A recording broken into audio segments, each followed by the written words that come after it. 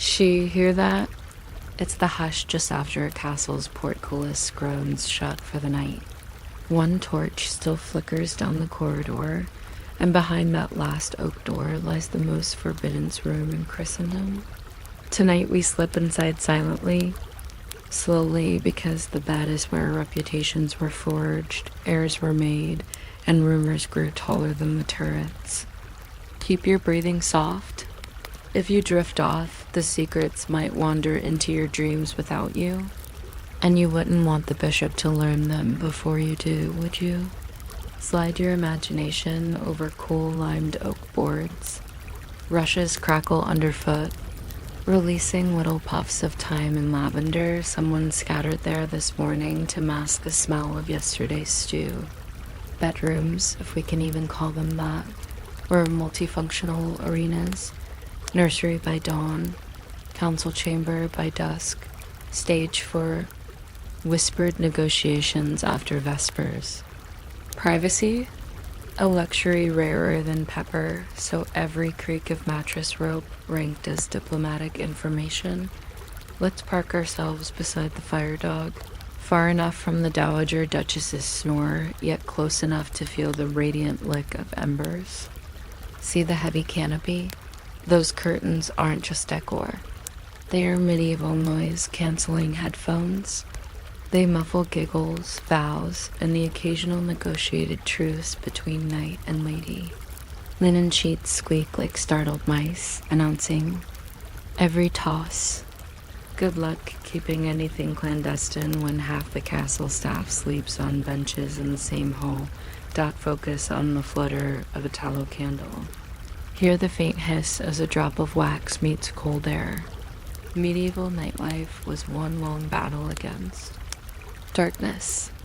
A single candle cost nearly a commoner's daily wage, so lovers learned economy, undress by moonbeam, flatter by firelight, hide imperfections in the wobble of shadows. The original beauty filter was simply keep it dim. Now about undressing. Buttons are centuries away from trending, so cords and brooches rule. Untying these in silence is an Olympic event. You, dear listener, must picture fumbling with dirty laces while praying the steward outside doesn't knock to ask about tomorrow's menu. Miss Luke just one knot and you'll clang like a suit of armor, alerting every saint on the tapestry. Speaking of saints, the church had opinions, many opinions on what could or could not occur beneath those embroidered coverlets. Officially, marital intimacy served one purpose: produce heirs who might not rebel. Everything else sounded suspiciously like fun and therefore sin. Yet human nature slipped slyly between doctrine lines. Medieval couples developed a lexicon of loopholes quicker than a monk could copy a psalm. Think of it as courtly fine print written in candle smoke. Humor break. Imagine a priest's face when a star-eyed bride confesses, "Forgive me, Father, for I have experimented with rosemary oil." Scandalous? Perhaps. Effective perfume? Definitely an improvement over last week's assaulted fish odor. Herbal sachets dangled from bedposts like medieval air fresheners.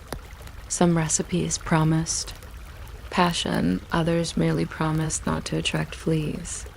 Both were equally marketable. Let your fingertips brush the fabric, rough spun linen soft by endless washings in ashlie, layered with fur blankets heavy as winter fog. Those pouts weren't just for show. Castles draft like gossip, creeping through arrow slits and under door gaps. Two bodies under fur make a microclimate warm enough to hatch plotting, and occasionally affection, but hushed footsteps in the corridor. Servants rotate night watch, ostensibly to tend embers, really to collect tailies for tomorrow's kitchenside theater.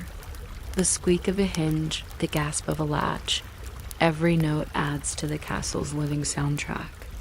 Imagine trying to serenade a lover while pages haul chamber pots past your door. Medieval romance required commitment and selective hearing.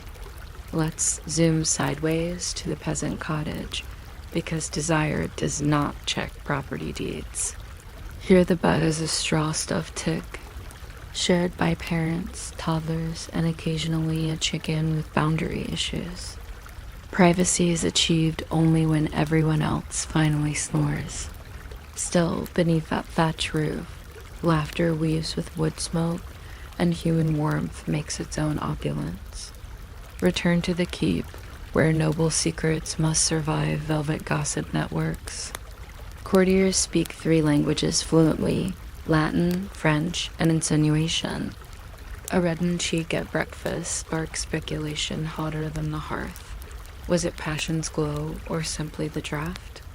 Better craft a convincing story. Otherwise, the minstrel will write one for you in rhyme. ASMR interlude. Picture parchment rustling. As a lover leaves a note, no paper hearts, just a folded square hidden beneath a pillow. The coil scratches, ink blots, heartbeat quickens. If discovered, that scrap could launch a feud, a duel, or a poetic cycle. Stakes were high. Pens were sharper than swords when dipped in castle intrigue. And here's the practical magic. Drag valerian root tied with a blue ribbon, tucked under the mattress to banish nightmares. Yarrow petals sprinkled on sheets to encourage fertility, or at least a pleasant scent. A silver spoon placed beside the bed to reflect evil spirits, because who wouldn't flinch at their own reflection midnight? Comic detour. Imagine the royal wardrobe mistress explaining grass stains on the queen's underskirt. Your grace must have knelt in prayer very enthusiastically. Everyone nods solemnly. Everyone writes a mental footnote. Medieval cover. Stories were creative writing long before creative writing became a subject. As the night deepens, the chamber shrinks to a hush.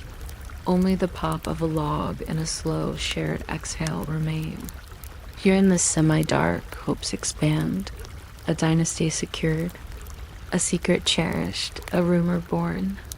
Dawn will flood through arrow slits soon, and daylight is terrible at keeping confidences. That's why our visit ends before the cock crows. Soft sign off, so, dear dream leaner, let the candle gutter. If your eyelids drift closed, know the story will continue to murmur, looping like a lullaby until morning.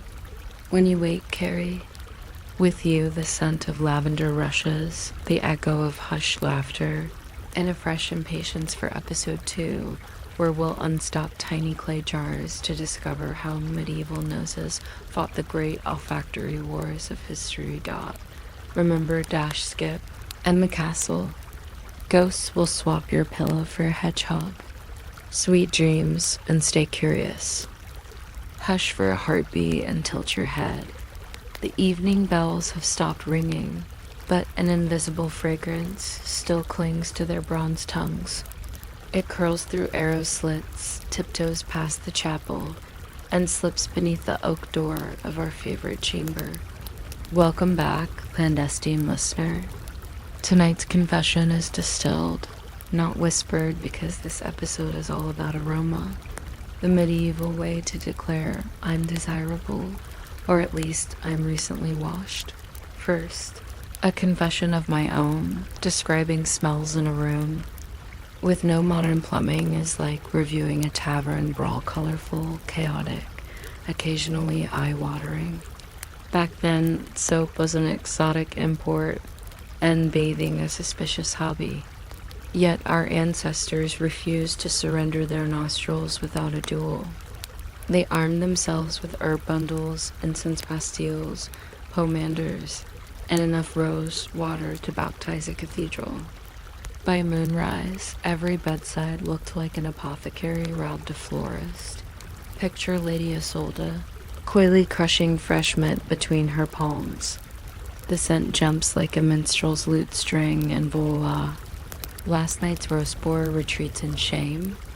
She rubs the green stain along her pulse points, because wrists are the medieval billboard for flirtation. If the knight opposite her lifts his visor a little higher, that's not chivalry. He's simply fanning the aroma toward his helmet grill. But men alone cannot wage war on castle-grade body odor. Enter the heavy artillery. Sweet Gale, Marjoram, Rue and Angelica names that read like a lost girl band but punch like alchemists. Ground together with wine vinegar, they became sachets of virtue, tucked into bodices, sleeves, and, daringly, cleavage. Courtiers called them strewing herbs. We might call them wearable air fresheners with attitude. Pause and listen. A brass mortar rings as the herbalist pounds cloves and cinnamon for Queen of Hungary water. A tonic promised to restore youth, relieve rheumatism, and, crucially, turn musk into meadow. Legend claims a 70-something monarch used it to seduce a 30-something prince. Even if the story is apocryphal, the scent of hope sells. Faster than truth.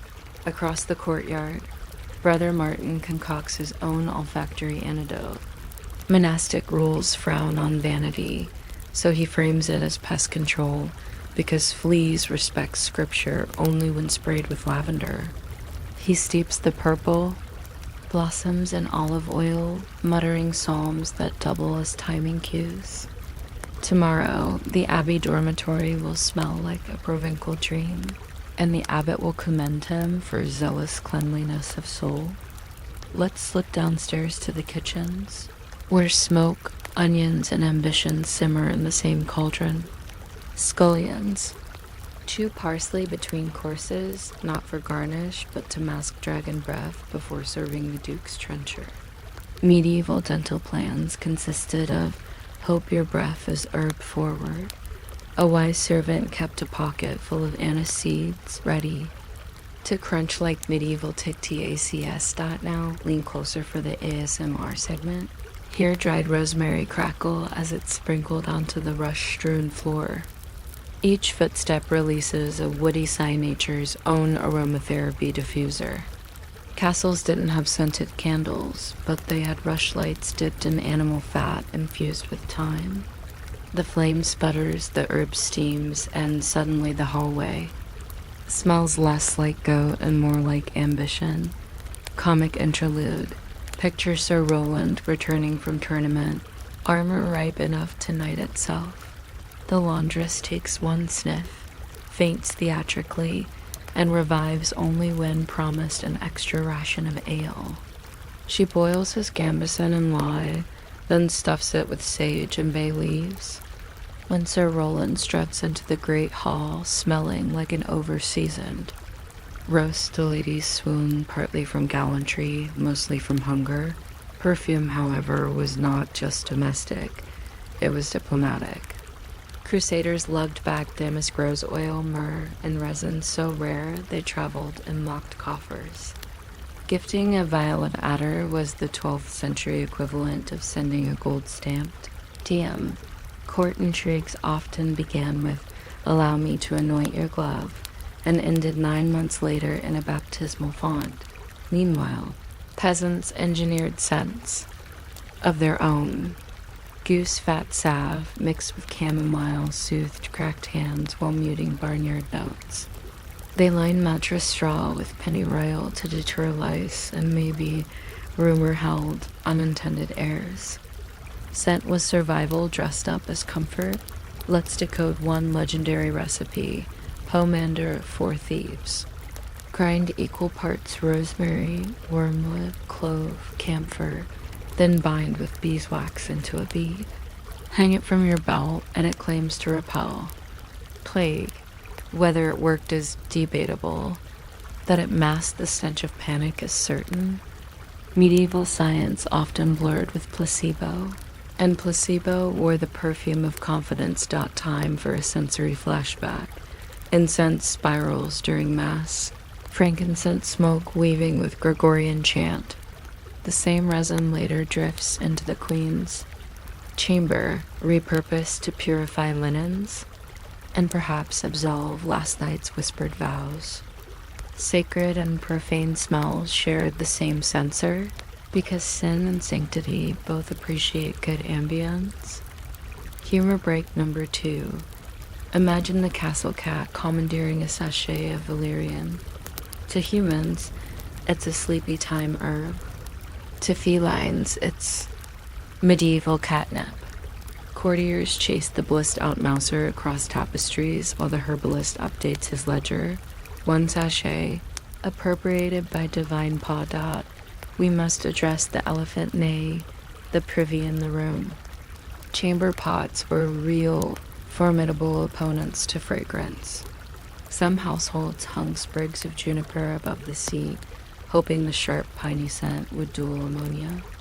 Others burned dried citrus peels, inventing the first bathroom candle centuries. Before electricity, necessity meet innovation, but scent could also signal status.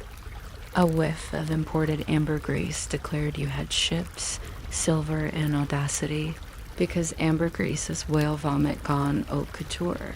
Only a monarch could afford to dab that behind the ears. Peasants contented themselves with wood smoke chic dot to close. Let's brew a bedtime infusion. Crushed hops and lavender steeped in warm goat milk, sipped slowly while the castle quiets. The liquid calms the stomach. The aroma mothers the mind.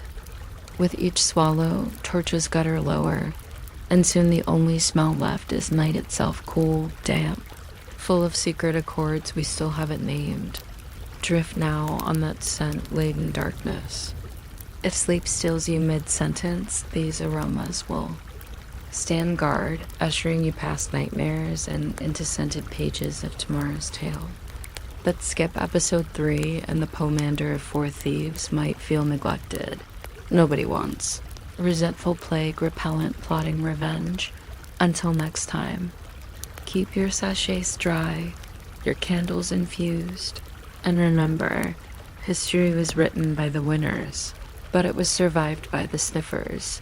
Bonus folklore for the patient ear. In Brittany, couples tucked meadowsweet petals beneath the pillow to guarantee sweet dreams and sweeter airs. Should a nightmare slip through, the culprit was said to be a rogue petal turned upside down, so always check alignment before slumber. In the Balkans, bridal veils were fumigated over burning rosemary. The bride would arrive at the ceremony smelling like a forest on Sunday morning, and more importantly, less like the week-long journey it took to get their dot. And have you heard of the scented glove conspiracy?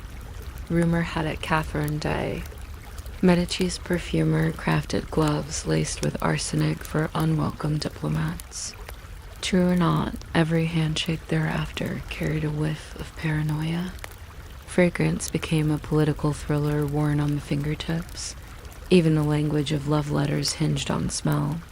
Lark seals were stamped with signet rings dipped first in balsam, so unfolding a missive felt like peeling an orange in winter scent.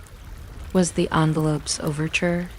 A declaration of devotion that didn't smell like something was considered half-hearted. One last comic tableau. A troubadour stuffs his lute with dried rosemary to keep worms from eating the wood. Mid-serenade, he strums too vigorously. Fragrant dust erupts like green confetti across the dais. The lady laughs, the duke sneezes, and the lute, bless its herb-stuffed heart now, sounds like it's humming through a hedge. There you have it, a castle-sized sampler of medieval aromatics. Proof that even in an age of iron and illness, humans chase beauty with their noses first. Perhaps that's why every love story starts with something in the air. Run your fingers, just for a second, along the frayed edge of that tapestry. Feel the raised wool threads. Each one once scratched some long-dead tailor's nose, then traveled hundreds of miles on a mule's rump. By the time it reaches your fantasy bedside, that wool carries more gossip than parchment. Tonight we dive, moth first, into the wardrobe. What actually touched medieval skin? Which layers squeaked? and why half the castle spent evenings plotting how to stop itching in regions polite ballads never mention? You, concealed listener, might imagine medieval bedrooms draped in silks and pearls. Yes, but only if you owned enough land to lose count of peasants. For everyone else, intimacy began with linen. Cool, plain, the color of early dawn porridge. A good shirt or chemise was the medieval equivalent of decent wifey. Nobody bragged about it. Everyone panicked without it. Linen wicket sweat kept pricier outer layers safe and doubled as towel, handkerchief, and sometimes emergency surrender flag. Wool followed. Picture a winter dawn when stone walls exhale frost like a dragon exhaling philosophy. Woolen kirtles and hose-hucked bodies tighter than church doctrine. The problem? Raw wool came with lanolin, burrs, and the occasional bit of yesterday's away. A fresh garment prickled so fiercely that romance required either true love or heroic tolerance. Tailors advised repeated washings in lye and pounding cloth against riverside rocks. Result: fewer burrs, more holes, and a soundscape of expletives. Echoing downstream dot enter fur, the medieval answer to central heating and subtle bragging. Squirrel called bear, marten, ermine, even cat if you lived north enough. Nobles lined sleeves with white ermine, so each graceful hand gesture flashed a mortgage's worth of softness. Church councils tried to curb the fashion, claiming priests waddled into mass looking like migrating beavers. The edicts failed. Nobody renounces warmth voluntarily. Yet fur had a dark side. Heat plus closeness equals fleas throwing nightly raves. Medieval lovers learned to spot bite marks and improvise courtly excuses. "Milady, your rosy ankles outshine the dawn," actually meant, "We share a flea infestation, but I choose poetry." Silk? Ah, silk was pure sorcery. A pound of it crossed. Deserts, seas, and bandit territory to wrestle against maybe one duke's shoulder. Wearing silk undergarments was like hiding a private orchestra beneath your clothes. Every step whispered status. Knights came home broke not from ransoms, but from paying for one silk girdle that matched a lady's eye color. Meanwhile, merchants in Italian ports measured bolts of samite the way alchemists weighed gold. Then prayed pirates preferred rum to haberdashery. Let us not forget dyes. In an era obsessed with signs and portents, color spoke louder than trumpeters. Tyrian purple, the spiced plum shade squeezed from unfortunate sea snails, was reserved for emperors or very reckless spenders. Woad blue stained everything and everyone like melancholy ink. Madder root granted brick red passion to wedding sheets. Unfortunately, it also bled in the wash, leaving suspicious pink patches that could ruin reputations faster than gossip. Laundry Day, therefore, doubled as Public Relations Day as Mr. Digression. Listen to linen snapping on a cloister drying line, each cloth a sun-bleached prayer flag. The breeze rattles wooden clothespins. Somewhere, a novice mutters because the abbot insists on spotless alps. Clean fabric was more miracle than mundane soap cost dearly. Water froze, and suds felt like penance.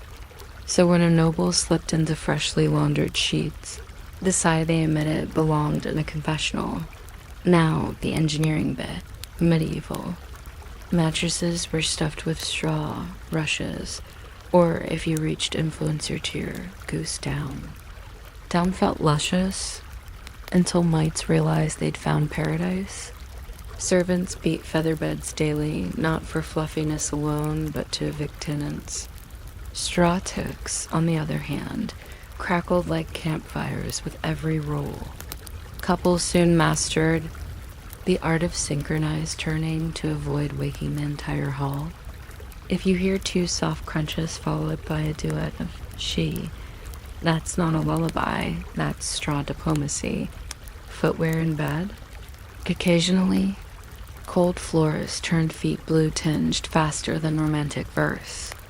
Some slept in felt booties resembling today's questionable hotel slippers, except studded with embroidery of saints or personal initials if one leaned racy.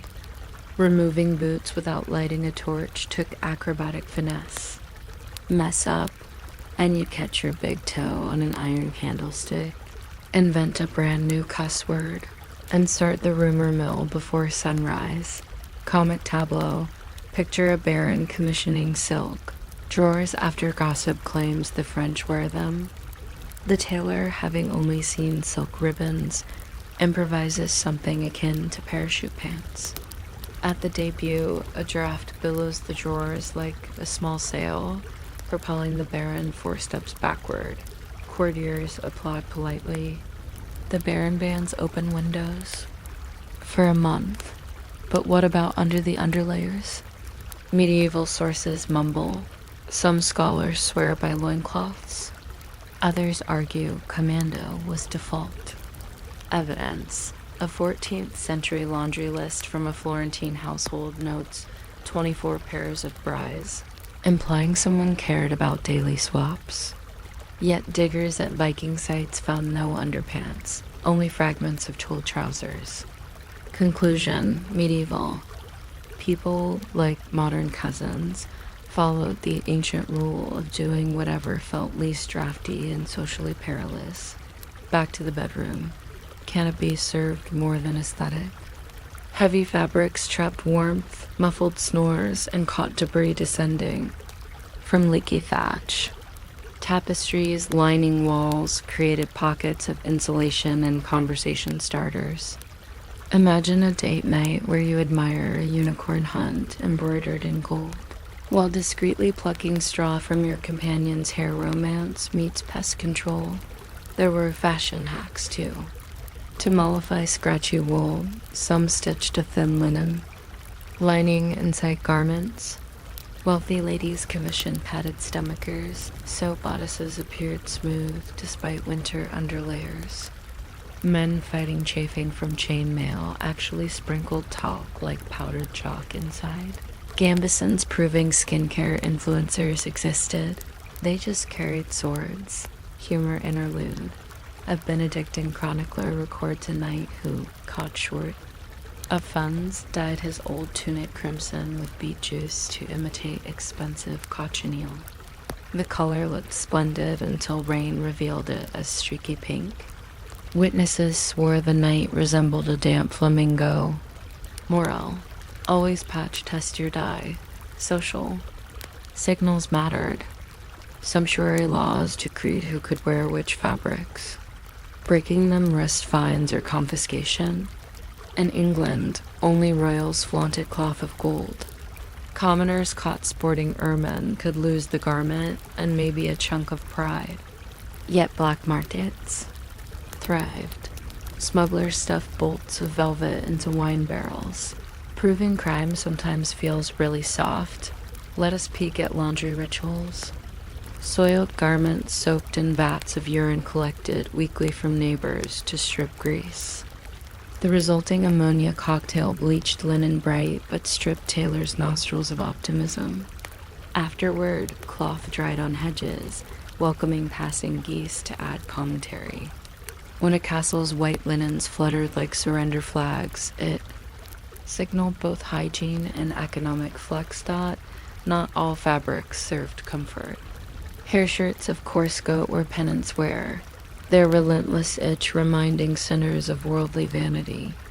Some zealots hid the shirt beneath velvet doublets, presenting swag outside while suffering inside a medieval metaphor for social media if ever one existed. A sensory mashup, the rustle of brocade at banquet, the swish of fur-lined cloaks. In drafty corridors, the hiss of hot iron smoothing pleats beside the hearth. Fabric lived loud. Court musicians timed melodies to match the rhythmic swish of dancers' trains. because silk sweeping flagstones produces a percussive whisper. One chronicler described a duke's entrance as thunder made of velvet. Bedsheets told their own pillow talk. Newlyweds displayed theirs in public processions, fresh linen embroidered with family crests, proving the marriage legitimately started and hopefully consummated. Crowds eyed thread count the way modern guests peek inside bathrooms, quietly.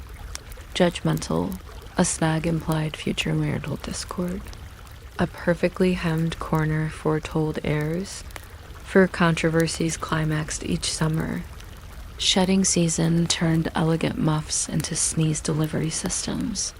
Courtiers held secret contests to see who could discreetly pluck the most loose hairs without the queen noticing.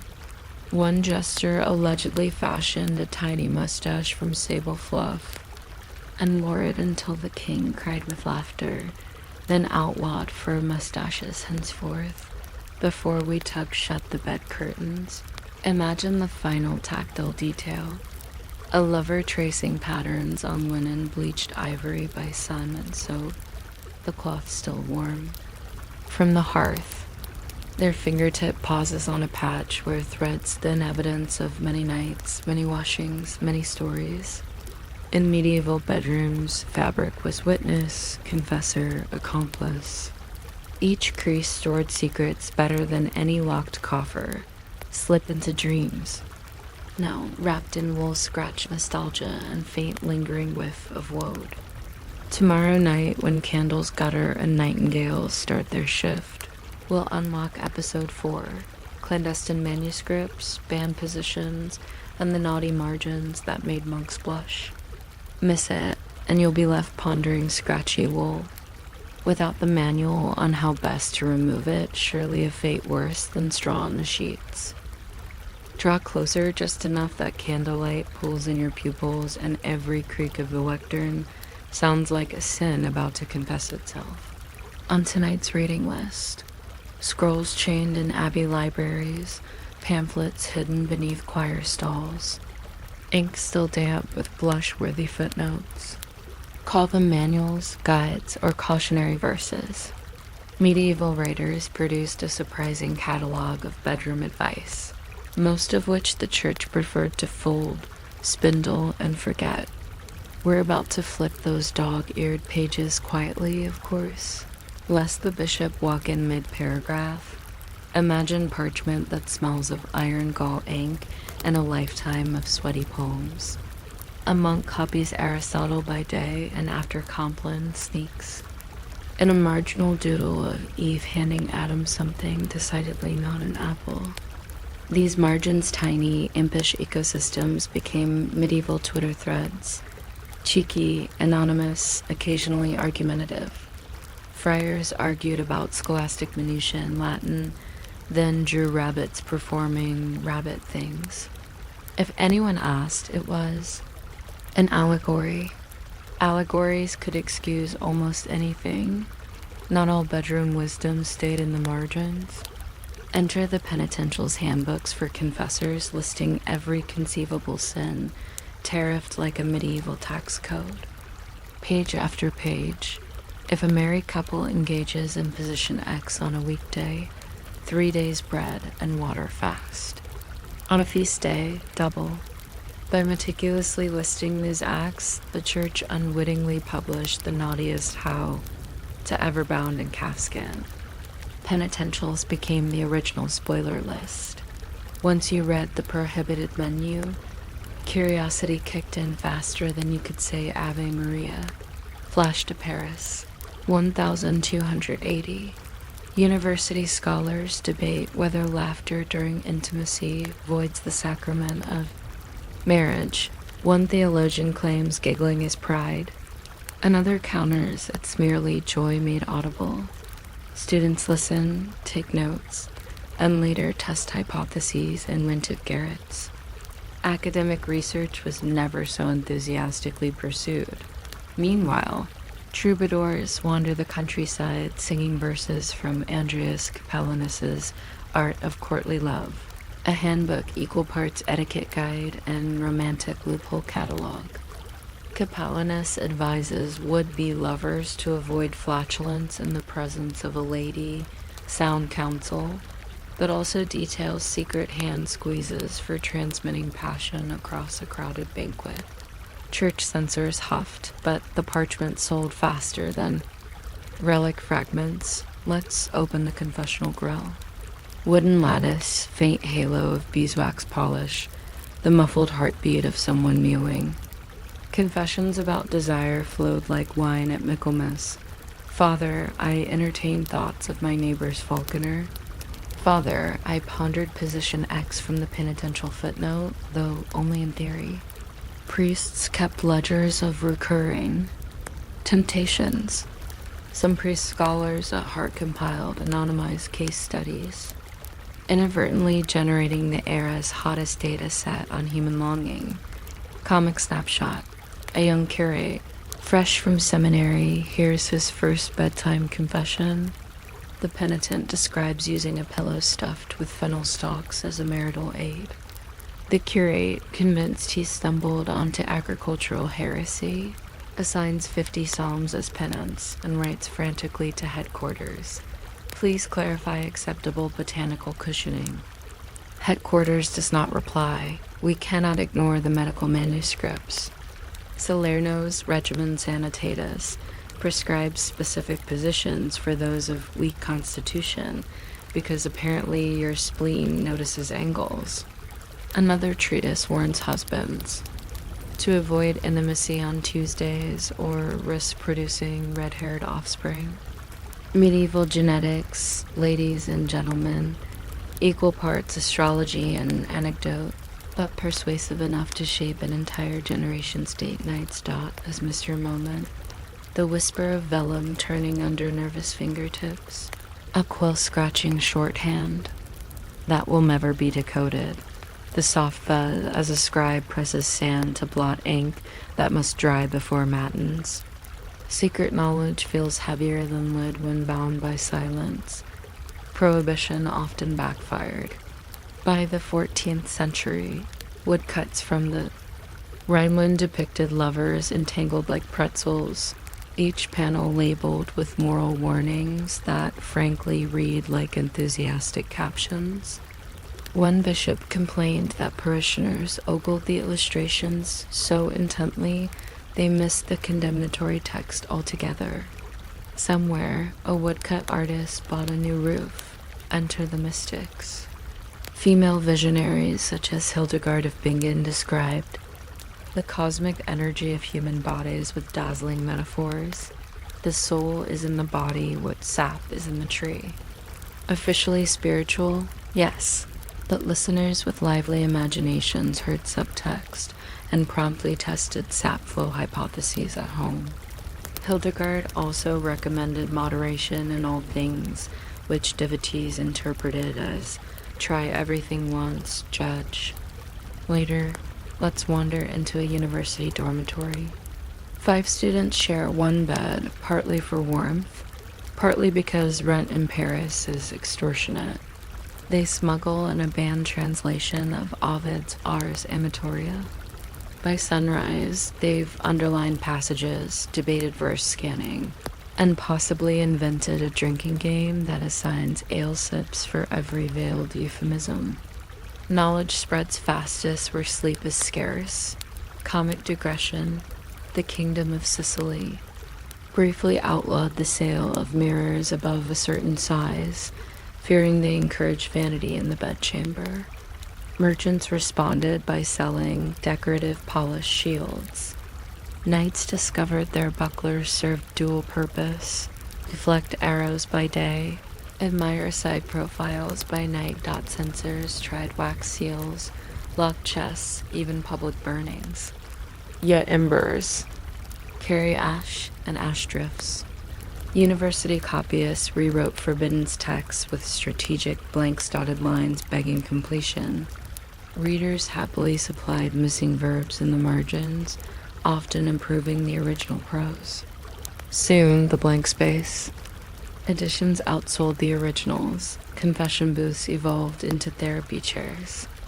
Experienced confessors acted as relationship coaches, whispering practical advice between absolutions. One 15th century manual encouraged priests to ask couples about mutual satisfaction, lest marital charity languish. Imagine being the village blacksmith sweating before Father Thomas, who casually inquires about foreplay. Awkward? Yes. Progressive? Also yes, doubt of course. Heresy hence loomed. Preachers like Bernardino of Siena railed against licentious books that teach women the craft of Eve. Authorities seized trunks of manuscripts at ports and pasted sermons. Over illustrations, collectors pried off the sermons, glue residue paving new margins for even spicier doodles. Monasteries produced the cheekiest illuminations, perhaps as pressure valves for vows of celibacy. One psalter shows a nun spanking a devil with her slipper. Scholars argue its symbolic victory over temptation. Casual viewers simply cackle. The principle stands. The more rigid the rule, the funnier its cartoon counterpart. Medical astrology sneaks in again. Saturn governs melancholy, so avoid intimacy under a Saturn-ruled sky, lest sorrow be conceived. Jupiter nights, however, promise robust heirs. Couples thus plan rendezvous by stargazing, critics by counseling prayer. Astrologers pocketed consulting fees, doubt time for a hush. A librarian slides a volume back into the restricted cabinet, turning the key with deliberate slowness. Keys breed keyholes elsewhere. Apprentice scribes cast sly glances. Within a week, an unofficial copy circulates under the title, "For instructional use only." The subheading, "Burn after reading," never convinces anyone. Humor break. A Flemish printing shop markets an anatomy booklet disguised as a psalter. Buyers flit past the psalms to find fold-out diagrams. Church police confiscate the lot, but a rogue typesetter swaps covers on the next run. Now it's a cookbook. Recipes for eel pie, sandwiching lurid engravings, sneak through customs because no guard willingly inspects culinary texts after lunch. Even kings weren't immune. Alfonso the Learned of Castile commissioned translations of Arabic love treatises, then stored them in a locked tower. 50 years later, a servant discovered the trove, resold copies to merchants, and financed a very comfortable retirement. Moral: skull and crossbone stickers do not deter entrepreneurial spirits. Yet not every manual was merely salacious. Jewish physician Moses Maimonides wrote about marital obligation as a sacred duty of kindness. The Trotula, a trio of Latin texts on women's medicine, offered remedies for impotence and advice on mutual pleasure proof that practical empathy slipped past many censors when wrapped in medical Latin. Closing vignette. At candle gutters, low beside a reader tracing lines of ink with trembling finger. Perhaps they seek absolution, perhaps permission, perhaps simply curiosity's sweet sting. Outside, the monastery bell tolls none. Inside, parchment rustles against conscience. Whatever they learn tonight will travel from mind to body to rumor, weaving yet another thread into the vast, fragrant quilt of medieval intimacy. If sleep finds you holding a forbidden page, fear not. Tomorrow's dawn will witness new edicts, new loopholes, and episode 5 serenade of music and murmurs. But skip ahead without us, and the scribes might replace your pillow with a folio of penitential tariffs. Try napping on that. Settle in, hush your breath, and listen. Before melody begins, there's always a heartbeat of silence thick enough to bite. Then tap someone's thumb, test the lute string. A rush of anticipation wiggles through woolen bed covers, and a castle night lurches from quiet to quite interesting. Tonight we explore medieval acoustics, the lullabies, gossip leaks, An impromptu percussion that filled bedchambers when stone walls couldn't keep secrets but tried really hard. You might think stonework guarantees privacy. Think again. Sound. Ricochets off vaults like marbles in a bucket. A whispered endearment in one turret can ride a draft straight into the buttery. That's why most court musicians doubled as strategic noise cancellation devices. Hire a harpist, drown whispers in arpeggios, and hope the minstrel is too loyal or too paid to transpose your secrets into the morning's ballad. Let's begin with bedtime. Playlists. Noble nurseries rang with plain-sung lullabies, half hymn, half dash hush dash now dash or dash the dash nanny dash quits. Outside, the town watched bald curfew in a key best described as menacing rooster. Inside, lords preferred softer sets, yell drones, sultry chimes, recorders pitching woo and reedy whimpers. Each instrument had a superpower. Harp strings could smother corridor echoes, while the viol's nasal hum masked mattress squeaks remarkably well early medieval Foley art. Comic aside. One chronicle tells of Lady Aquilina ordering 12 sackbuts for her anniversary, believing brass resonated luck into bedclothes. The band struck up a fanfare exactly as the castle's newborn finally fell asleep. The infant's howl outblew the horns, the nurse threatened mutiny, and the sackbuts were repurposed as very shiny chamber pot stands. But what if you lacked musicians on retainer? DIY solutions flourished. Tapestries depicting battles doubled as sound baffles. Rush mats underfoot dulled footsteps. Heavy curtains over doors choked corridors' gossip currents. Some households even dangled leather-wrapped wooden panels proto-acoustic. Tiles above beds to trap spicy pillow talk. Were they effective? Let's just say bards still earned money writing songs about what happened underneath. ASMR Corner. Imagine a fire's pop, the fizzle of pitch bubbling inside a torch, the slow suck and release of straw ticks as bodies rearrange. Now layer the distant clatter of dice in the guardroom, a dog barking at a fox on the moat, and the muted clink of a goblet set too firmly on stone. Medieval nights were symphonies of small frictions.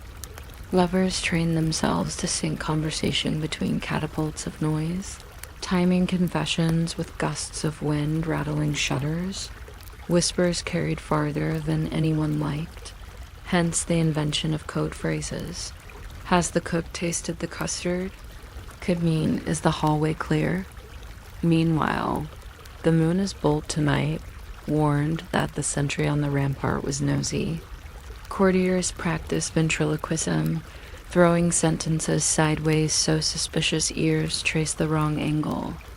If you overheard, the olive oil is cloudy. Congratulations, you just stumbled into a marital negotiation disguised as pantry critique. Music-shaped seduction tactics. A troubadour singing beneath a window wasn't just serenading. He was calibrating reverb. Too loud, and Daddy's men-at-arms would adjust his tempo with a pike. Too soft, and the lady might miss half the metaphors. Achieving perfect volume to flirt. Ratio became an art taught in Provence alongside verb conjugations. Gossip, however, remained undefeated. Chambermaids swapped sonic intel like traders haggling silk price. The rhythmic squeak pattern of a rope-strung bed. It could map the counts. Enthusiasm index. The muffled giggle echoing down the garderobe shaft. Evidence the Baroness's Spanish tutor overstayed his grammar lesson. Castles coursed with acoustic telemetry centuries before sonar, not to forget ecclesiastic soundproofing. Monasteries enforced. Greater silence after Compline, yet monks still invented low-throttle chant known as nocturnes humilis. Imagine Gregorian chant dialed to its MR, the drone's mass snoring, but also allowed Brother Marcus to exchange whispered debates. on Aristotelian logic without Abbott noticing. Spiritual white noise, monastery edition. Medical texts, even weighed in on bedroom decibels. The school of Salerno warned that shrill sounds during conception produce anxious babies, blame Mercury's influence. Midwives advised new mothers to hum modal scales in Dorian to lull colicky infants. Science? Maybe placebo? Definitely tuneful. Comic vignette. A merchant installs water-powered organ pipes in his townhouse courtyard. Each gush from the garden fountain triggers a too jaunty chord, progress romantic. Except winter freezes the pipes. Spring thaw unleashes stuck notes like a goose learning bagpipes. Neighbors threaten to litigate via pitchfork. Merchant sells. The house at a loss, organ included. We must mention the strategic cough. Couples perfected throat-clearing bursts to camouflage compromising thuds. Recipe: inhale sharply, throw cough on same beat as headboard impact. Exhale innocently. Veteran lovers added foot shuffles or strategically dropped shoes for percussive flair. Some turned these moves into dance practice. Medieval multitasking at its finest. Let's eavesdrop on the peasant cottage. Thatch muffles rainfall but amplifies speech. Grandmother snores by hearth while young spouses conduct whispered. Negotiations 3 feet away, hearts racing every time firewood cracks. Privacy becomes a dare. They invent lullaby games for the baby that double as code for shift to the right straw bale. Necessity writes the sweetest songs. Sound had legal weight too. A divorce petition from 1428 cites noises unbecoming. To marital decency translation, the husband's nightly ballad resembled a she-goat in labor disturbing neighbors. The court recommended he switch to softer instruments or relocate to the barn. Music critics can be cruel, especially when armed with parchment and seals. The architecture tried to help. Spiral staircases reduced echo by design, curving vibrations into dead angles. Arrow-slit windows vented smells and stray syllables. Some masons hid resonating jars inside walls terracotta. Helmholtz resonators meant to brighten.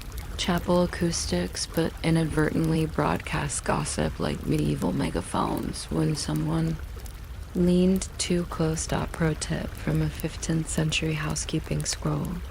Scatter bundles of fresh hops around bedposts. Their spongy blossoms absorb sound and lull with a hint of ale. Downside, mice nibble hops, then stagger around drunk, squeaking. Louder than original problem. Medieval life always invoiced a twist. Humor interlude. A knight boasting perfect pitch claims he can identify lovers by their mattress creaks.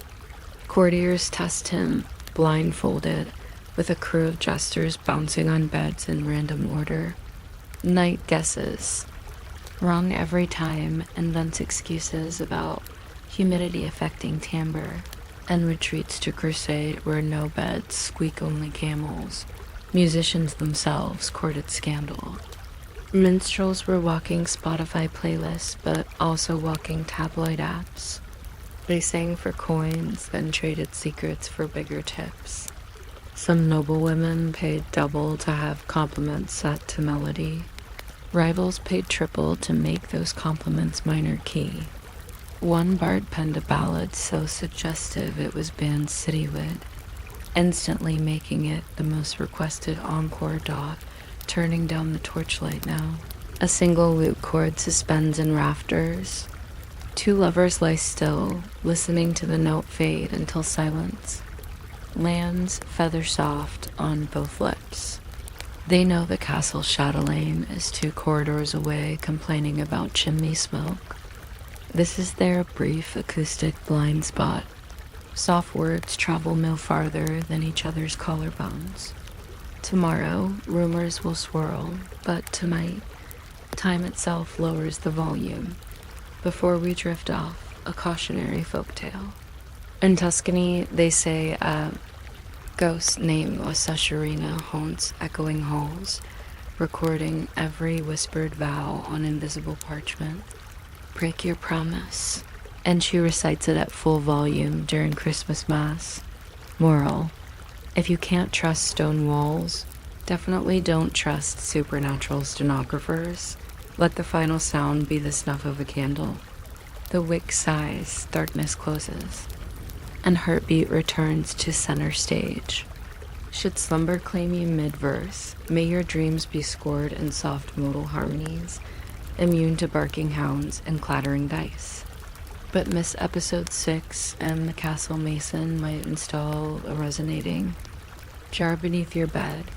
You'll hear every flea sneeze till dawn. Sweet silence.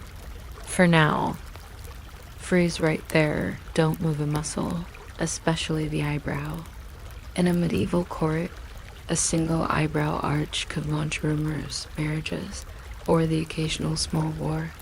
Tonight we slip between the hems of courtly etiquette to discover how lovers traded secret GPS coordinates to each other's hearts using nothing but ribbons, rings in the world's most passive-aggressive embroidery. Picture the Great Hall at supper, 50 elbows, 27 questionable stews, and a density of watchful eyes rivaling any modern comment section. Direct flirting, suicidal. So nobles invented an encrypted language of gestures. A lady touching the corner of her veil meant, meet me by the chapel door. Fingertips on a wine goblet signaled, danger, parental chaperone approaching. Entire romances unfolded in semaphore made from cutlery. The real stars, however, were love knots.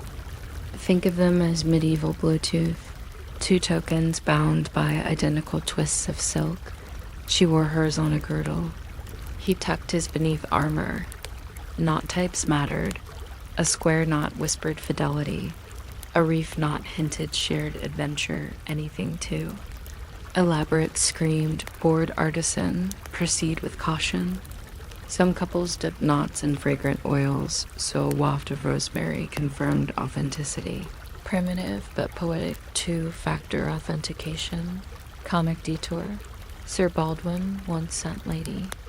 Hella sent a knot so complicated she couldn't tell which string to pull. She tugged the wrong end. The knot cinched into a permanent lump. Not wanting to offend, she wore it anyway. Court wax christened it Baldwin's Gordian proposal. Months later, they married largely to explain the accessory. Fans, the medieval handheld variety, fluttered like pop-up captions. One slow wave left to right said, someone's listening. A rapid open-close signaled scandalous enthusiasm. Rumor claims a duchess perfected a triple flick, meaning, your poetry needs work, but visit my solar after vespers. Courtiers began carrying notepads just to decode breezes indoors. Window seat rendezvous were the era's coffee date. Deep embrasures offered a cushion, a draft, and relative invisibility. Lovers sat opposite, knees almost touching but socially miles apart, whispering through the lattice. If a guard approached, conversation pivoted to psalms and record time speed. Bible quoting became foreplay. The stained glass above painted their faces sanguine and violet. Romance literally got filtered. SM R-slice. The faint rub of linen gloves as fingers brush under a table. The metallic snap of a signet ring against goblet rim. The curt rustle of parchment sealed with too much wax. Each microsound carried bigger meaning. In this acoustic minefield, a cough might be Morse code for change meeting point. Naturally, everyone develops suspiciously persistent tickles in their throats. Let's decode the wardrobe. Colors acted as emotional status updates. Wearing green in spring hinted at fresh love. Black velvet with seed pearls broadcast mourning or strategic unavailability. Yellow gloves implied jealousy. while a blue livery sash meant loyalty so steadfast it bordered on clingy. Some nobles layered signals, causing chronic migraines among heralds obliged to track palette drama. Handkerchiefs were Hollywood billboards before Hollywood existed. Dropping one could express anything from disdain to undying devotion, depending. Unspin trajectory, a soft loft to the left invited pursuit. A harsh plummet straight down declared, return my goat or suffer consequences. Tailors reinforce corners because heartbreak can be rough on stitching.comic snapshot. Esquire misinterprets his lady's dropped kerchief, retrieves and polishes his saddle, expecting a midnight ride. Turns out she merely sneezed. He waits in the courtyard for hours. She retires to bed with chamomile. Next day, the squire invents a new rule. Always confirm kerchief intent twice. Accessory encryption didn't stop with cloth. Rings hid swivel bezels, revealing miniatures of lovers. Eyes, the Instagram close-up of its day. Bracelets carried verses in microscript. Tilt wrist toward candle, read line 3, meet at herb garden. One ambitious clerk etched an entire rendezvous map on a locket hardly bigger than a walnut. Tragically, the font was so tiny both parties arrived at different herb gardens, and the affair wilted like unwatered parsley. Language played along. Courts birthed slang thicker than tourney dust. Addressing someone as sweet Rosemary indicated you'd shared at least one conspiratorial glance. Calling a rival stiff goose quill accused them of tattling. The best insults folded. Compliments tight enough to pass the censor. Your virtue dazzles like polished armor really meant stop pretending. We heard everything. Monastic scribes, sworn to celibacy, nonetheless produce etiquette glossaries for these codes ostensibly, to warn novices, actually providing cheat sheets. One illuminated page shows a lady touching her throat, desire, while a monk in the border scribbles nota bene. Few novices resisted flipping back to that illustration during dull homilies.now. Watch the chessboard. Moves mirrored courtship. Rituals, offering a night trade equaled inviting a dance. Pinning the queen echoed cornering someone beneath mistletoe. Couples flirt rode across checkered battlefields until bishops intervened, banning mixed-sex chess after sunset. Predictably, courier demand for travel chess sets tripled the next week. Falconry delivered aerial messaging. If a gentleman let his hawk land on a lady's glove uninvited, scandal hatched faster than the hawk's lunch. Accepting the bird meant, I trust you with sharp objects. Refusing wrist talons but protected reputations. One duchess kept a decoy glove stuffed with bacon to appease unwanted avian suitors. The hawks adored her, suitors less so dot as Mr. Interlude, feathers brushing air as a gerfalcon launches, the squeak of a glove's leather stretching, the hush of a coif adjusted with nervous fingers. Sound, sight, scent, touch every sense contracted. Into shorthand maps of court gardens became treasure puzzles. Lovers memorized hedge mazes, counting steps from rose arbor to sundial to a bench out of lantern range. If caught wandering wrong quadrant, they pretended botanical interest. Just checking on the marjoram, my lord.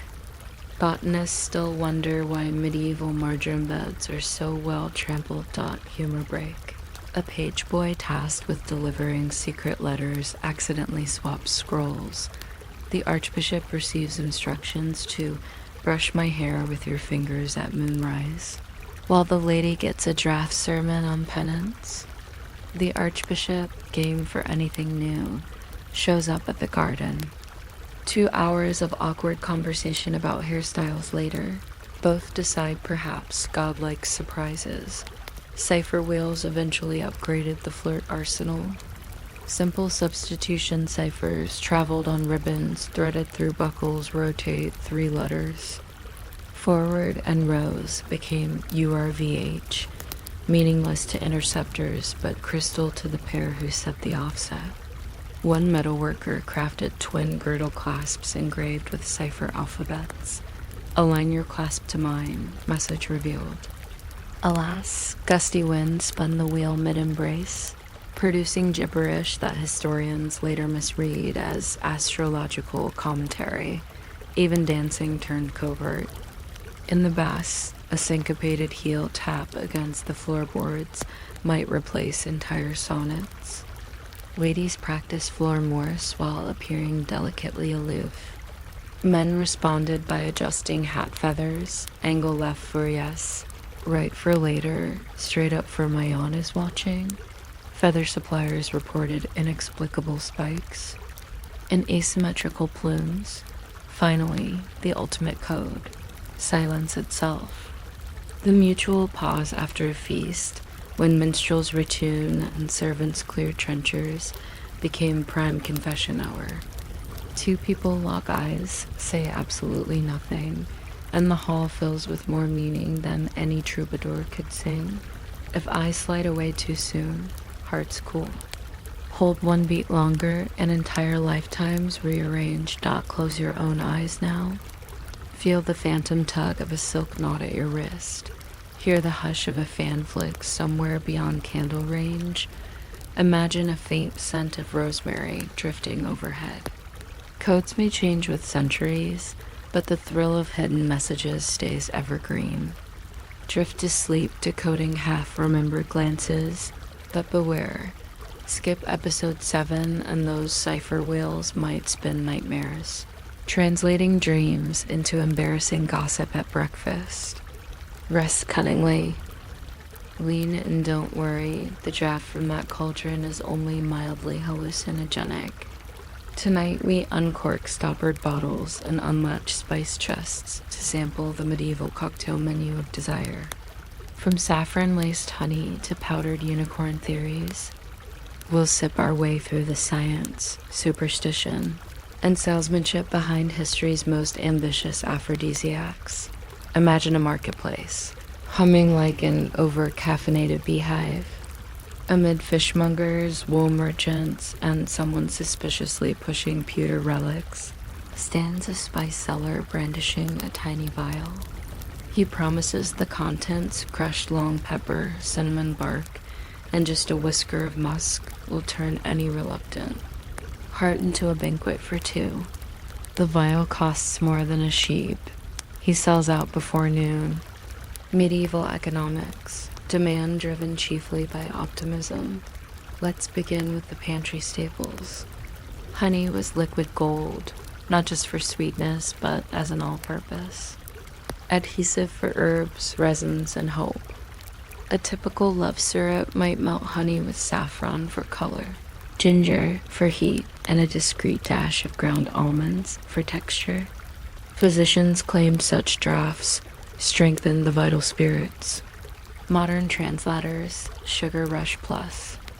Warming spices equals confidence ancient energy drink, but sexier branding. Ginger itself earned a saucy reputation.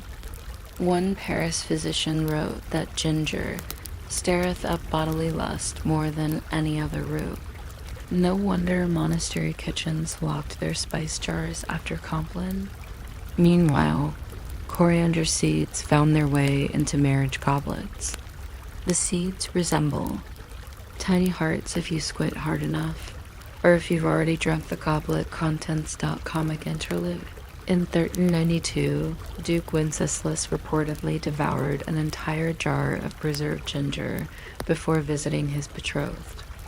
The chronicler notes inexplicable dancing, rampant hiccups, and a proposal embellished with interpretive gestures.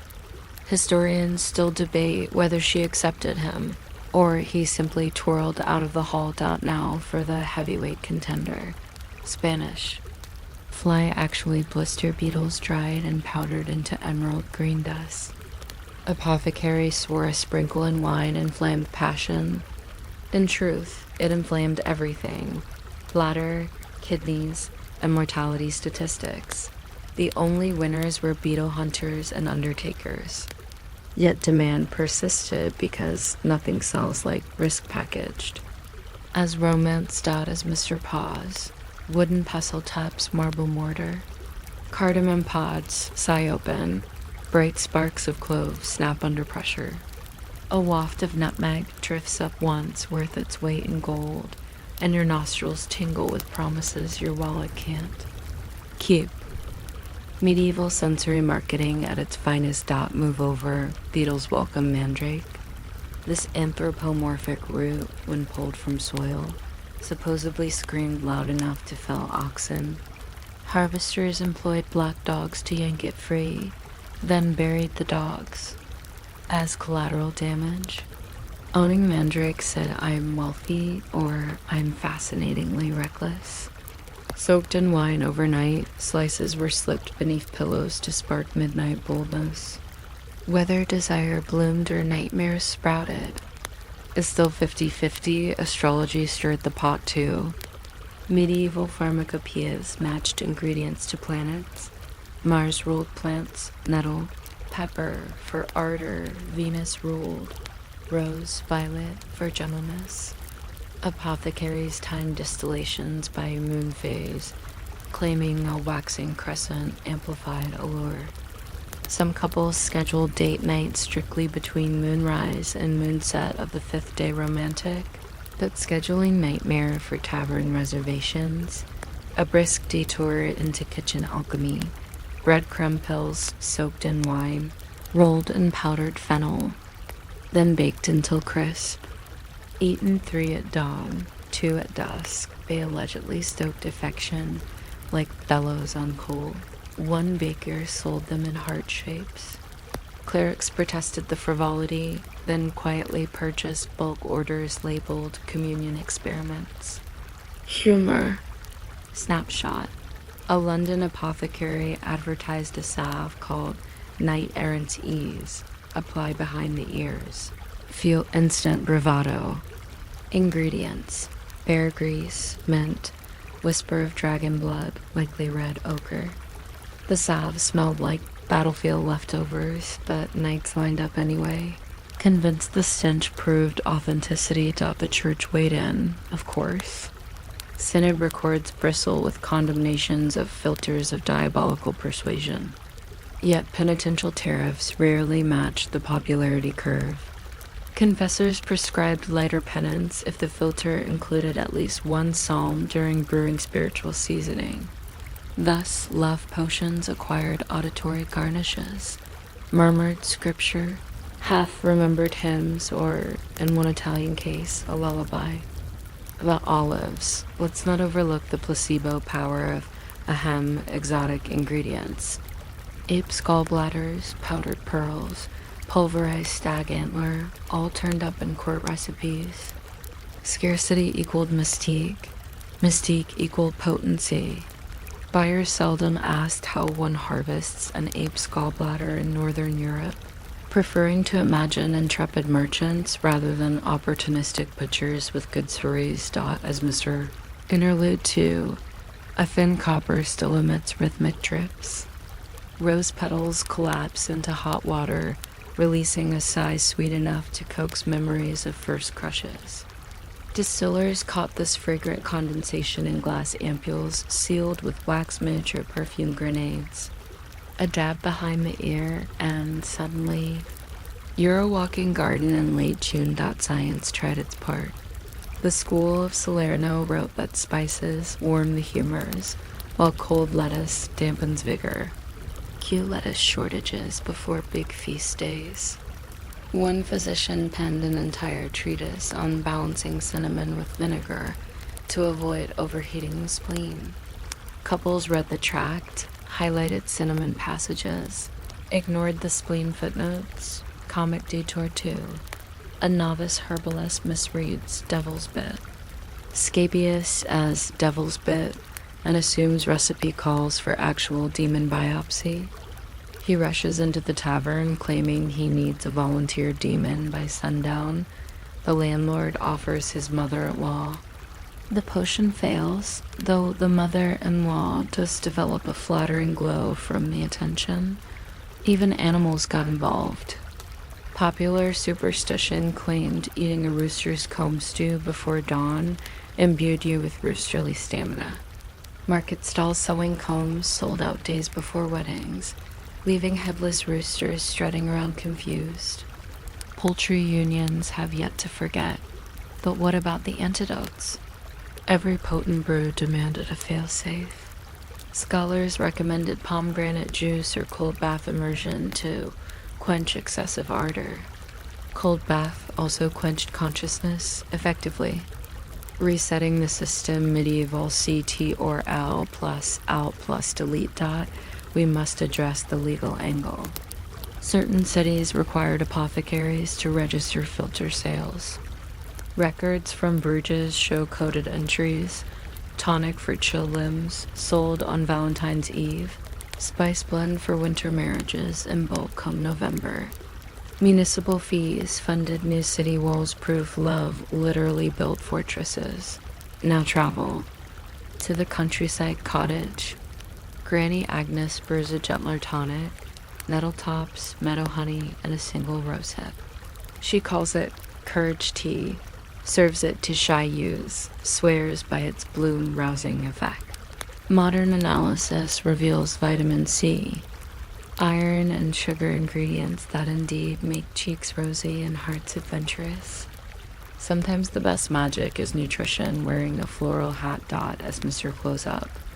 A spoon clinks earthenware, potion surface glints amber, a soft puff of steam kisses your upper lip with promise. The air tingles with cinnamon and something wilder, unnamed. Before we cork our bottles, a cautionary folktale. In Bohemia, they still speak of Myra, who mixed a filter so strong her beloved followed her into the woods nightly howling poetry. One night she doubled the dose. He proposed in flawless verse, but forgot it by sunrise, leaving only paw prints and confusion. Lesson: always measure your metaphors and your potions dot as embers dim. Set your concoctions aside. Desire, like yeast, needs warmth and patience.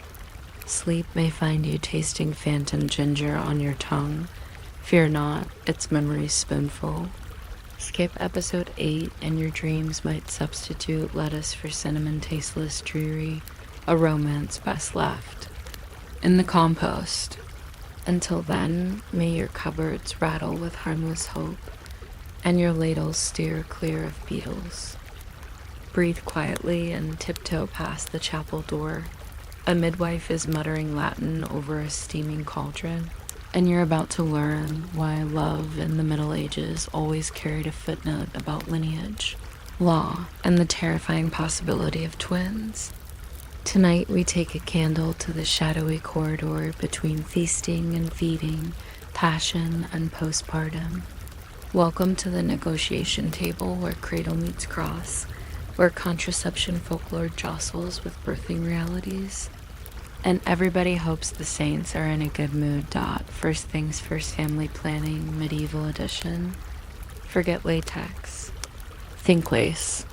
Noble women sewed small jade beads into girdles, believing their cool kiss against the belly discouraged conception. Peasant wives tied red wool around left ankles on market day, timing knots to lunar phases. The logic? If the moon can pull oceans, surely it can nudge embryos. Science says otherwise. Optimism needed no peer review. Physicians offered pharmaceutical options. Pennyroyal tea so bitter it curled the tongue.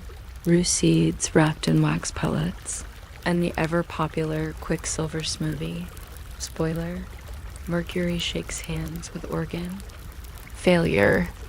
One Italian surgeon warned that pennyroyal should be brewed exactly as long as it takes to recite Psalm 51. No more, no less. Any longer and you risk not only barrenness but excommunication, holy herbal oversight. Comic detour. Burgundian apothecary, keen to upsell.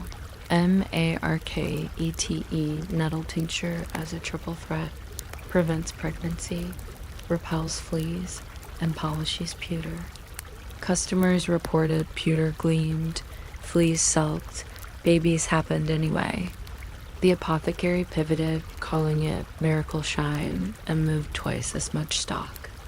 Marketing has always been about finding the right pain point.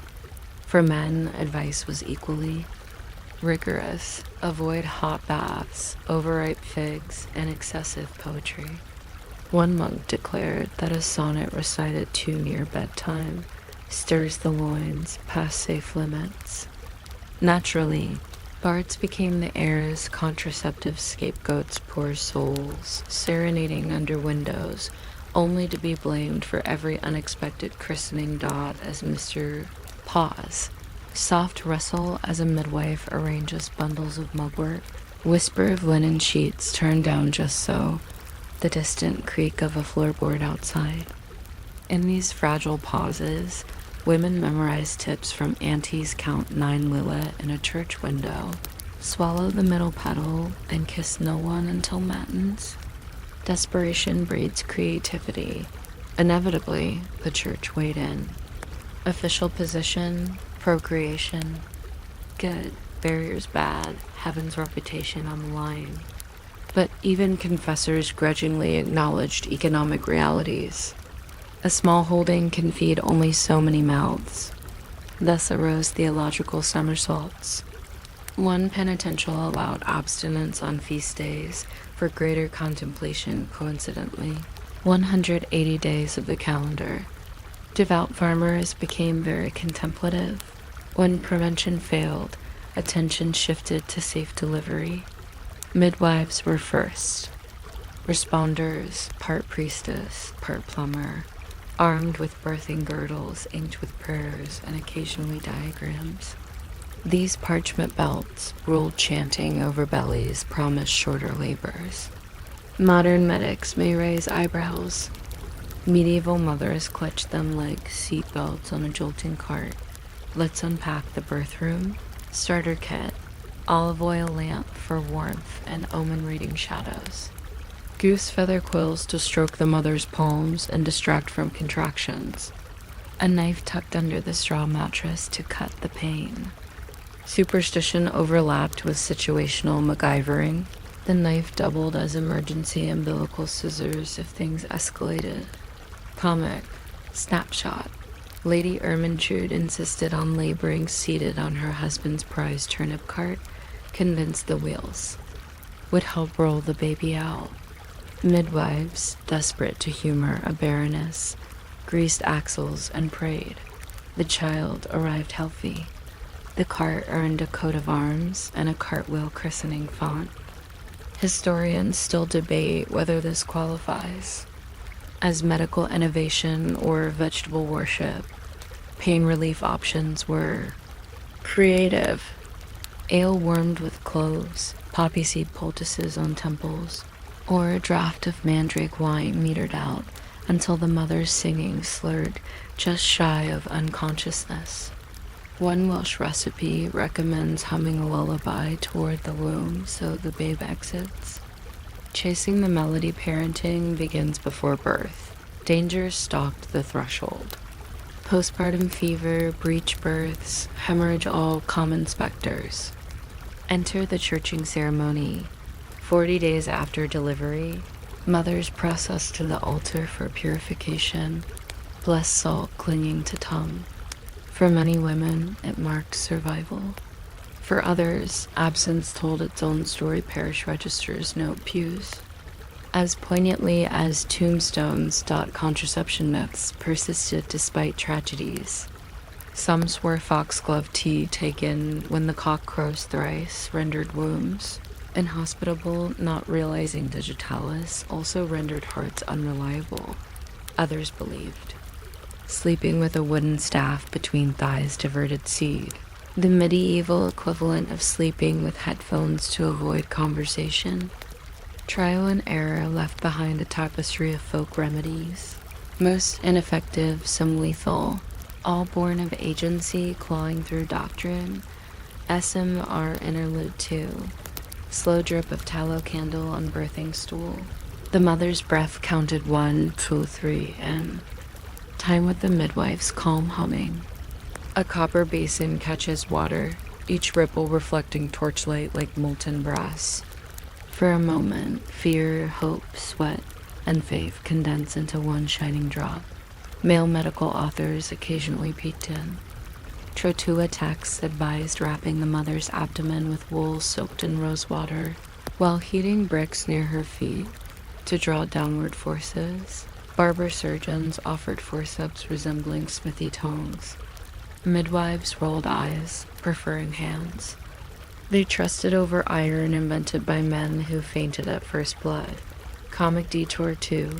A scholar attempted to map ideal birthing stars, insisting mothers should time contractions until Jupiter cleared Taurus. A duchess actually tried stall labor for 12 hours. Result: healthy baby, exhausted astrologer. New law banning star charts from delivery chambers. Sometimes common sense does win historical battles. Breastfeeding carried its own cosmic scorecard. Colostrum, dismissed by some as witch's butter, got thrown out until midwives demonstrated healthier infants nursed immediately. Medicinal ales spiked with fennel promised plentiful milk. One recipe included breadcrumbs to thicken broth. Babies reportedly belched like tavern patrons, an early lesson in supply chain adulteration. Postnatal birth control reverted to abstinence suggestions. Share bed with infant, instant romance. Killer wear chastity belts, exaggerated in myth, but a few did exist or padlocked in lingerie. Or take pilgrimage for a year. Effectively long-distance relationship before postcards. Spouses wrote letters delivered by monks who discreetly skipped suggestive paragraphs. Legalities lurked. Heirship laws obsessed about legitimate issue. Nobles counted moons between wedding and birth. Too few moons invited whispers and sometimes annulments. Midwives kept private ledgers, not just of births, but of who arrived prematurely suspiciously robust. Those notes could buy silence or spark blackmail. Either way, they stayed hidden like relics. SMR close. Final squeak of cradle rockers, rhythmic as a monk's pendulum. Distant vesper bells, mother's sigh hemming new silence. Hope bundled in linen, stitched with talismans, fragrant with fennel. NBEESWAX as candle stubs fade. Remember, every medieval love story balanced on knife-edge calculations. Souls saved, fields inherited, bodies endured. Sleep gently cradled in that knowledge. But miss episode 9 and you'll wake to political. Matrimony negotiations without a guidebook worse than foxglove tea without instructions. Slumber wisely. Hold the torch low in mind, that creaky floorboard. Some secrets prefer half shadow and velvet footfall. Tonight we tread the hushed corridors where friendship blurred to intimacy, where tunics shifted just enough to confuse onlookers, and where scribes dipped pens in longing's invisible ink. Welcome to the side chambers of medieval love stories, the ones the official chronicles footnoted, then quietly skipped at start in a monastery cloister at dusk. Two novices share a psalter, heads bowed so close the candle's halo wraps them as one silhouette. The Latin text praises divine charity. The marginalia, added later, shows twin roses intertwined. A librarian, sensing trouble, coughs politely. The novices separate like book covers snapping shut, yet the echo of shared breath hangs in the alcove longer than any hymn note. Outside, troubadours craft verses celebrating amicia perfecta, perfect. Friendship between knights. The refrain insists steel meets steel, heart meets heart. Court audiences nod, missing the subtext, clang louder than armor. Some knights traded girdle ribbons, others swapped sword hilts, each gesture a love, letter disguised as chivalry requirement. A chronicler wryly observes that certain squires polished the wrong armor if you judged by heraldic symbols. Alone, meanwhile, noble women found privacy behind embroidery hoops. A lady might stitch her maidservant's initials into the hem of a chemise right where only intimate laundering revealed it. If someone noticed, she blamed artistic flourish. Linen records more confessions than parchment ever dared. Comic detour. The castle of Montfleur hosted a poetry contest on loyal bonds. Lady Isabel submitted a sonnet to the keeper of my mirror's truest reflection. Judges assumed. It praised her husband. Husband, illiterate, thanked everyone anyway. The real muse of visiting jongleurs winked from the balcony, prize purse tucked under her lute strings. Theologians, of course, had opinions. Thomas Aquinas warned that disordered affection threatened social fabric. Yet the same theologians admired stories of David and Jonathan, so devoted they exchanged cloaks. Scholars spent decades debating where affection ended and scandal began, while real humans quietly ignored footnotes and followed heart logistics. As Mr. Pause. Parchment crinkles as a nun seals a letter with beeswax. Sand grains fall like whispered applause. Distant vespers hum through cloister arches. The letter will travel hidden inside a hollow spindle whirl convent. Postal service for messages too tender for public corridors. Cross-dressing provided mobile camouflage.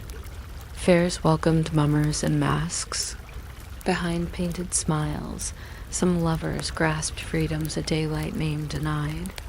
City sumptuary laws forbade men in gowns and women in hose, unless it was carnival. Then everything reversed at once, and local sheriffs developed festive migraines. One year in Venice, the Doge's guard spent 6 hours chasing a silver-haired lady who turned out to be a poet gathering material and perhaps phone numbers of old La Letter. Pilgrimage. Routes offered anonymity by the mile. 2 women donned traveler cloaks to journey from Bruges to Santiago, registered at inns as cousins. Pilgrim accounts note their identical scallop shells, their habit of sharing a single bunk for warmth, and their exceptional singing of lullabies in 2 parts. The margin comment suspectum appears once. The next page is torn out, perhaps by a romantic or an archivist with a sense of mercy. In royal courts. Jesters became both shield and whistleblower. One quipped that the Queen's favorite lady in waiting carried the keys to Her Majesty's private wardrobe. The court roared. The king laughed last, perhaps slow on the uptake. Wordplay acted as rumor's Trojan horse, delivering truth wrapped in punchline tissue. Monastic same-sex affection posed a theological riddle. Vows of chastity didn't specify direction of desire, only its expression.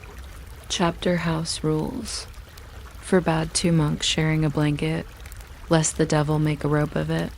Yet record after record shows brethren requesting joint burial plots, carved tomb effigies with hands clasped. Stone can be bold where flesh must whisper. Comic snapshot, a scribe copying saints. Lives inserted a miniature of 2 men sharing a harp. The abbot demanded correction.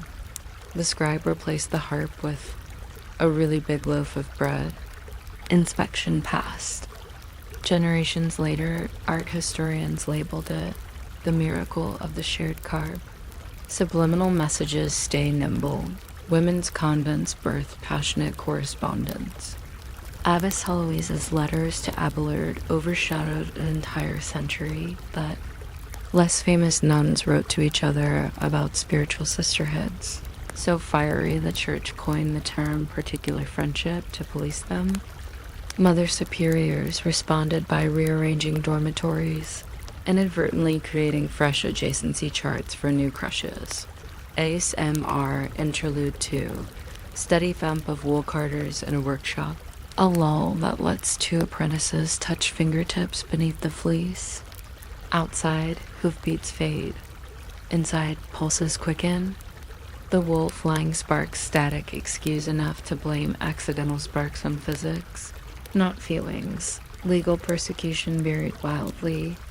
Some regions punish sodomy with fire. Others preferred hefty fines payable to local lords' wine cellars. Records reveal creative plea bargains. A baker accused of indecent acts funded a new church bell instead of facing the stake. The bell rang for centuries, every toll a reminder that mercy can echo if bribed properly. Gender nonconformity often intersected with vocational loopholes. Female physicians adopted male garb to access universities. Some never switched back. Chronicles mention Brother Johannes the Healer, only posthumously identified by skeleton analysis as female. Medieval X markers ticked the other, boxed long before bureaucrats offered one. Comic Detour 2. A knight named Claire disguised herself so well she jousted thrice. Won 2 tourneys, then proposed as a prank to a baron's daughter. The daughter accepted sincerely. Claire panicked, confessed, and expected dungeon time. Instead, the baron arranged a private estate where both women could practice falconry far from gossip. Estate records list excellent kestrel stock and suspiciously low male visitation. Literature provided covert manuals. The Romance of the Rose flirts with fluid allegories.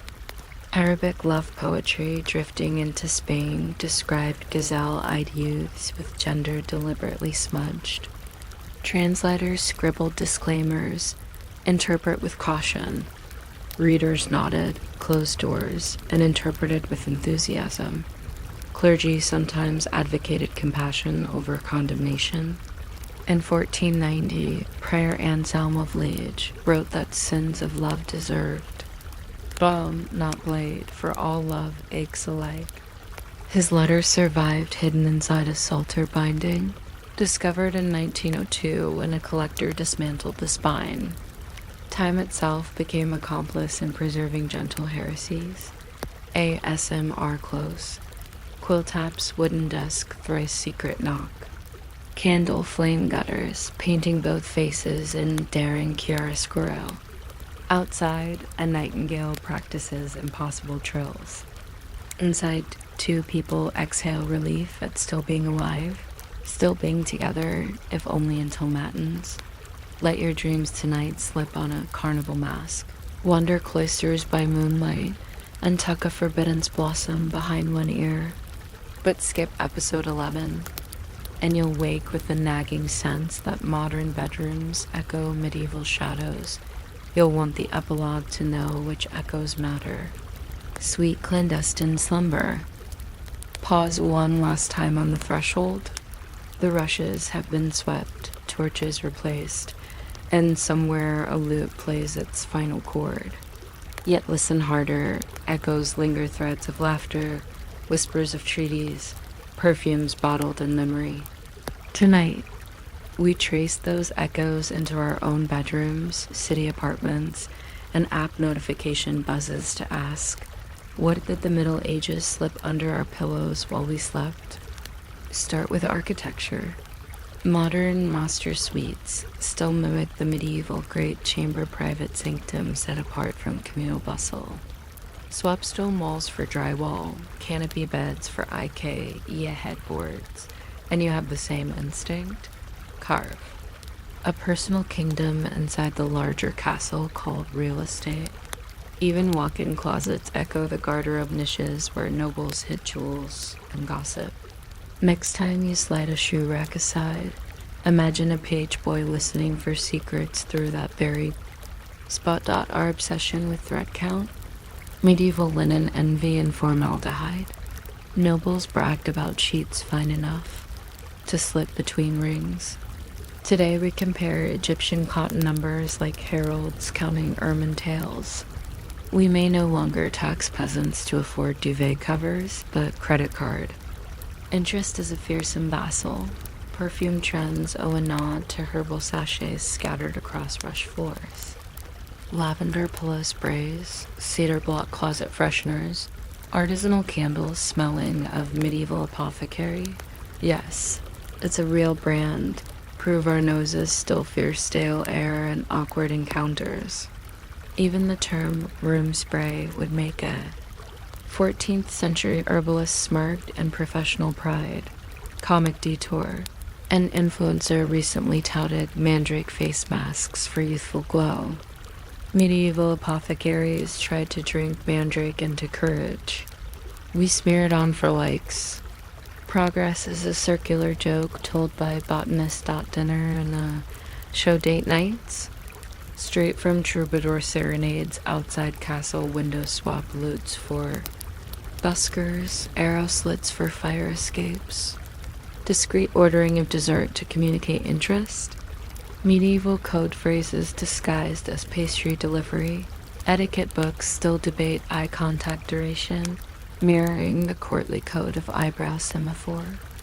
HR seminars teach body language literacy, once known as fan flutter fluency. When you intentionally place a phone face down to signal full attention, you're recreating the dropped kerchief maneuver different prop. Same message, I'm listening, and so are potential spectators. SMR pause, the click of a smart lock. Engaging a plush rug soft under bare feet, heptime smoothing heavy city air. Familiar comfort, ancient impulse, control climate, light, and sound to cocoon vulnerability. Even mattress marketing borrows medieval dreams. Brands promise castle-grade memory foam, royal hybrids, organic wool toppers. The fine print on 30-year warranties could rival dowry clauses, except instead of castles, you pledge monthly installments and your email for promotional scrolls. Political marriages, morphed into corporate mergers. Press releases read like betrothal scrolls. Two proud houses join assets, promise synergies, and throw a gala. Analysts hover like betting witnesses, waiting for first quarter consummation metrics. Stock prices rise or fall on morning gifts. Disguised as dividends dot our fascination with celebrity bedrooms, photo spreads of mansion suites. Rumors of who slept where channels medieval gossip about straw crunch counts and squeaky rope rhythms. Tabloids still station themselves outside metaphorical bedchamber doors. Only now the madrigals are replaced by paparazzi shutters. Comic snapshot. A streaming giant released a medieval romance. Series featuring impossibly clean peasants and historically inaccurate zippers. Historians howled, viewers binged. Sales of faux fur throws doubled. The castle economy lives, renting space in our algorithms. Contraceptive debates. Echo pennyroyal arguments. Just swap herbal teas for legislative committees. Birthing plans, doulas, and placenta smoothies. Midwives hum in their graves. Raising an eyebrow at the rebranding. Gender and sexuality dialogues, resurrect veiled desires chapters, pronoun badges at conferences, gender-neutral Latin translations, pride parades reclaiming city streets, each step, forward glancing backward at cloisters where particular friendships first carved initials into secrecy. Stone became smartphones. Desire still drafts subtexts.online privacy paranoia mirrors medieval acoustic tricks. We play white noise apps to drown video call chatter, install sound, dampening panels marketed with heraldic logos. Some couples share encrypted messaging apps digital love knots tightening at each swipe dot as Mr. Interlude 2. Fingertips glide across glass screen. Soft tap as a voice memo sends distant ping on another continent. Medieval carrier pigeons replaced by data. Packets. Latency shorter, stakes unchanged. The word honeymoon itself. Medieval custom. Newlyweds drank mead for a lunar month to boost fertility and dull buyer's remorse. Today we guzzle champagne in overwater bungalows, chasing Instagram fertility. Of likes and dopamine. Mead wineries, incidentally, are booming again of full circle cork pop.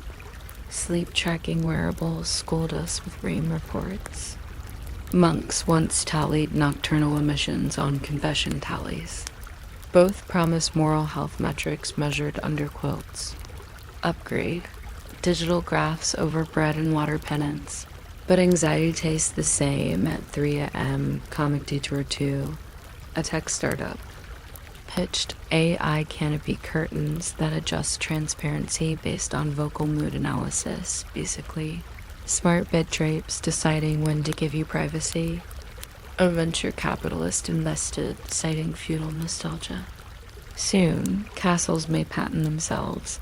Wedding hashtags function like embroidered marriage sheets, paraded through medieval streets, public proof of union, now with clickable tracking. Hashtag fails become instant ballads. Minstrels now wear hoodies and stream on TikTok.